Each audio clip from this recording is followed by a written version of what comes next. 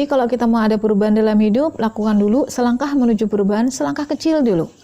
Ya, contohnya rutinitas sebelum tidur yang diubah. Coba diubah 4. Assalamualaikum warahmatullahi wabarakatuh. Hai semuanya, jumpa lagi dengan aku Pipit Angelia. Gimana kabarnya hari ini? Semoga teman-teman semua selalu dalam lindungan Allah dan bimbingannya Allah dalam menjalani setiap aktivitas di setiap harinya. Insya Allah, amin ya rabbal alamin. Di video kali ini aku mau share teman-teman. Ada 3 aktivitas yang penting sekali untuk dilakukan ya kalau kita ingin mendapatkan perubahan. Nah, di sini aku sebagai salah satu ikhtiar selangkah menuju perubahan. Nah, perubahan yang lebih baik tentunya untuk hidup kita. Nah, selengkapnya hal penting apa yang wajib banget harus kita lakukan menjelang kita tidur ya.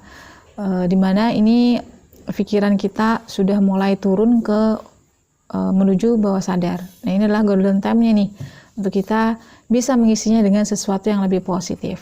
Selengkapnya tonton terus videonya ya. Nah, di video sebelum-sebelumnya aku ada share tentang ini teman-teman, rahasia waktu menjelang tidur ya. Nah, itu bisa dilakukan dengan journaling, scripting, intinya memberi asupan baru ke pikiran bawah sadar kita ya. Jadi mengesampingkan aktivitas kita, keduniaan kita gitu ya, dengan journaling atau menulis, writing ya. Nah, itu kita lakukan saat kita menjelang tidur, masih dalam kondisi santai nih ya, belum berada di tempat tidur ya, masih kayak ya santai, sudah selesai semuanya, santai ya kita isi dengan writing. Nah, tapi di sini di video kali ini aku mau bahas yang lebih dalam lagi ya, pentingnya ini golden time ini penting banget untuk merubah mindset kita menuju apa yang kita mau ya. Nah, di sini ya, ini kita lakukan beberapa menit sebelum kita benar-benar tidur.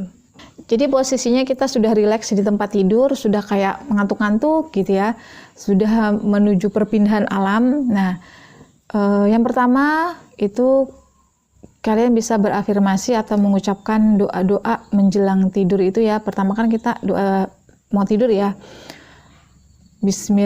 Bismika Allahumma ahya wa bismika amut. Kemudian mungkin ada yang baca surah-surah gitu ya. Nah, setelah itu isi dengan ini. Yang pertama ya, ritual pertama, kalian biasakan untuk bersyukur.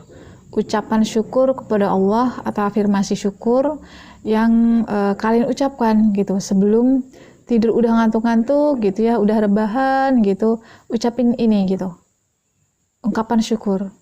Kenapa syukur yang pertama? Ya, atas bantuan Allah, atas pertolongan Allah lah kita bisa sampai menjalani hari ya, mulai pagi bangun tidur sampai rebahan detik ini gitu, detik kita mau tertidur. Itu semua atas pertolongan Allah. Kita kerja, kita aktivitas mulai pagi sampai siang, semua yang kita lakukan itu semua atas pertolongan Allah. Dan itu yang harus benar-benar kita syukuri, sadari kebersyukuran ini gitu.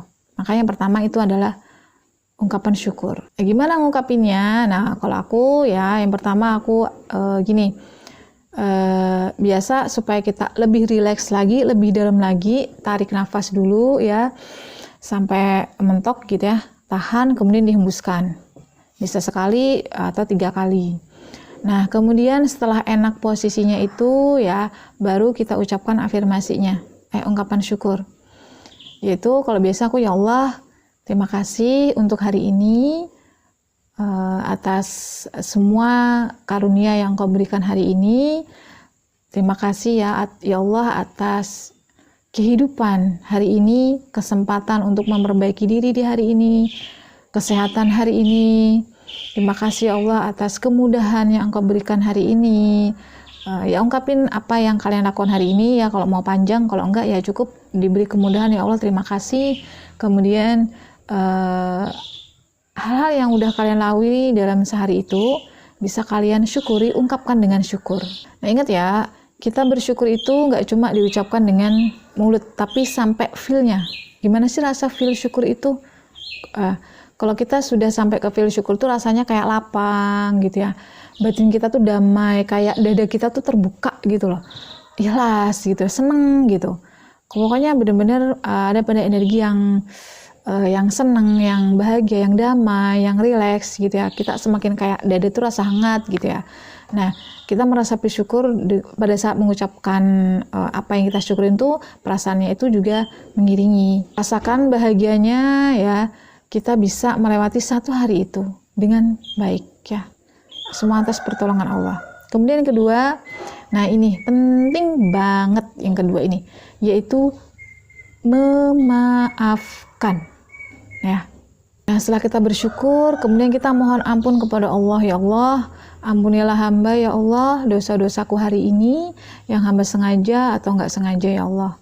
Kemudian ya Allah, aku sudah memaafkan ya, aku sudah memaafkan situasi yang nggak enak hari ini, kondisi yang nggak enak hari ini, dan aku ya Allah udah maafkan semua orang yang menyakiti aku ya Allah.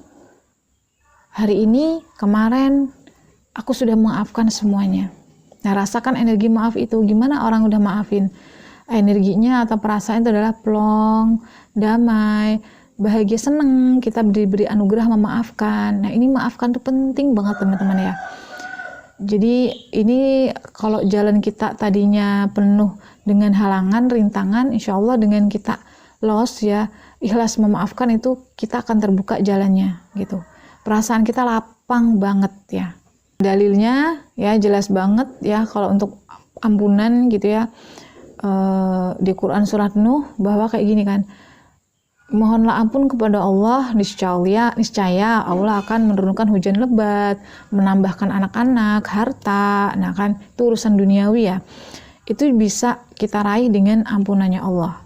Makanya penting banget untuk mengampuni, memaafkan apapun ya. Sebelum kita tidur, jangan dibawa sakit hati, dendam, kecewa, jangan dibawa gitu. Udah cukup sekian, cukup di hari itu udah saat kita mau tidur udah dilepasin, diampuni. Karena kita juga orang yang penuh dosa kepada Allah, kita juga butuh ampunannya Allah. Nah, aku mau share di sini sedikit ya tentang cirinya kita diberi ampunan tuh gimana sih? Kita sadar akan dosa-dosa kita sendiri, kita sadar akan kesalahan-kesalahan kita sendiri, sehingga kita tidak lagi mempermasalahkan dosa-dosa dan kesalahan orang lain kepada kita. Sesakit apapun udah kita nggak mempermasalahkan. Yang kita masalahkan, yang kita renungi ya, yang kita sadari itu adalah cukup kesalahan kita aja. Insya Allah itu cirinya Allah ngampuni kita. Dan dari situ kita mulai memperbaiki diri kita, mulai memperbaiki inner work kita gitu. Kita nggak peduli lagi dengan dosa orang lain, dengan kesalahan orang lain. Fokusnya kita, oh ya, saat orang melakukan kesalahan ya, kita juga punya kesalahan loh gitu. Kita juga bisa jadi sumber kesalahan orang lain, sumber sakit hati orang lain bisa jadi gitu. Jadi untuk apa kita masih menyimpan hal-hal negatif dari kelakuan perilaku orang? Dan doa-doa kita itu akan terhambat karena kita belum memaafkan loh teman-teman ya. Jadi energi maaf ini benar-benar energi keampunan ini ya, ini benar-benar luar biasa pokoknya. Jadi sebelum tidur, setelah kalian ungkapkan rasa syukur, kemudian mohon ampun kepada Allah, dan ya maafkan semua yang udah pernah nyakitin kita. Ya lepasin semuanya, jangan ada lagi rasa sakit itu atau rasa dendam itu, rasa kecewa itu udah nggak ada, nolkan bener-bener gitu. Nah yang ketiga, baru kalian isi dengan permohonan sama Allah. Jadi udah bersyukur, udah mohon ampun ya, udah mengampuni juga ya. Kitanya udah mohon ampun sama Allah, kitanya sudah mengampuni orang-orang maupun peristiwa. Nah yang ketiga, kita baru memohon sama Allah. Nah apa yang dimohonkan ya, apa yang menjadi hajat kita ya. Yang pertama itu minta kemudahan sama Allah, atau ya Allah semoga besok rezekiku semakin meningkat. Ya Allah semoga besok Engkau beri kemudahan, ya Allah beri aku kemudahan esok hari, tingkatkan rezekiku besok hari ya. Atau hajat apapun yang kalian minta atau kalian harapkan, yang doakan di ini yang ketiga, ini yang terakhir tadi ya, ritual yang terakhir tadi. Nah setelah selesai ya berdoa terakhir tadi ya, meminta, baru tutup dengan ya alhamdulillah ya. Di situ kita ini kudu nih, ini wajib nih, pada saat kita mau tidur munculkan rasa bahagia. Dengan teknik 3 ini tadi diharapkan ya perasaan kita ada rasa bahagia menjelang tidur gitu. Jadi rasa bahagia ini sampai masuk ke pikiran bawah sadar kita ya, karena kan itu sudah mau tidur tuh, sudah mau perpindahan, kita sudah rebahan gitu ya, sudah mau perpindahan gelombang otak gitu, sudah rileks banget. Nah, apa-apa yang kita afirmasikan, apa-apa yang kita ucapkan 3 hal ini tadi, benar-benar akan masuk ke pikiran bawah sadar kita dan mengubah action kita besok harinya gitu. Ya, action ini akan mempengaruhi hidup kita berikutnya kan. Jadi penting banget untuk ini menanamkan hal-hal baru di pikiran bawah sadar kita menjelang tidur. Usahakan setelah itu kita kan pasti kita merasakan kebahagiaan menjelang kita tidur tuh kayak senangnya luar biasa gitu ya, bahagia banget gitu. Nah, itu yang kita bawa saat rasa bahagia itu yang kita bawa saat kita terlelap. Nah, kemudian apa sih yang dirasakan, yang aku rasakan pribadi dari seringnya mengamalkan ini? Nah, sebenarnya gini teman-teman, dalam kita misalnya meminta sesuatu sama Allah, itu kita nggak serta-merta langsung dapet ya. Di sini kita besok-besok harinya kita akan dibimbing sama Allah untuk gini ya, sadar diri teman-teman. Sadar diri itu kayak gini maksudnya. Kita sadar diri kita sepenuhnya di hadapan Allah itu apa dan siapa. Bukan apa-apa, nggak bisa apa-apa. Nah, di situ kita muncul kebergantungan total sama Allah. Kita butuh banget sama Allah. Sehingga kita menjalani hari-hari itu udah kayak los, seneng gitu. Gimana ya? Ada orang ngomongin kita, ya nggak apa-apa lah, mereka ya terserah mereka gitu. Toh mereka juga, aku juga punya dosa sama orang gitu. Aku apalagi sama Allah. Orang ngomongin aku ya nggak apa-apa gitu loh, gue seneng gitu, nggak apa-apa gitu. Kemudian ada kesulitan apapun ya, apa ya, kayak ya emang ini sejatinya aku kesulitan ini ya aku nggak bisa apa-apa gitu. Karena emang sejatinya diri kita nggak punya daya ya, pas aku kesulitan hadir ya kita langsung kayak ya Allah, kayak rasa butuh itu muncul banget sama Allah ya, kita kayak bergantungnya sama Allah, nggak pernah mikir yang aduh nanti gimana, kesana gimana, enggak, langsung itu kayak kita bergantung total sama Allah. Nah, intinya di sini kita akan selalu dibimbing sama Allah kayak apa ya, pokoknya nikmat aja gitu rasanya ya. Kita akan dibimbing sama Allah menuju apa yang kita mau tuh, perjalanannya tuh nikmat teman-teman. Perjalanannya tuh kayak apa ya, sebadai-badai apapun tuh kayak kita bisa nari gitu loh. Apa sih menari di tengah badai? Atau seapapun rumitnya masalah kita tenang gitu loh. Dan itu salah satu ciri datangnya pertolongan Allah. Apa? Ketenangan batin. Kalau dianalogikan kayak gini ya teman-teman. Misalnya kemarau nih, anggap masalah kita tuh karena nggak ada solusinya ya. Kemarau tuh kan butuh air, kita kepanasan butuh air nggak ada gitu. Pada saat mau hujan ya, timbul musim hujan, itu kan nggak langsung dari panas ke hujan, blek ada airnya, enggak gitu. Datangkan dulu awan untuk menutupi matahari, sehingga yang terasa adem ya, sejuk gitu. Sama kita.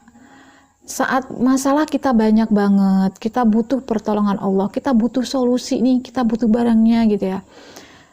Nah, saat barang itu mau datang, yang didatangkan sama Allah nggak barangnya dulu, nggak hajat kita dulu, tapi apa?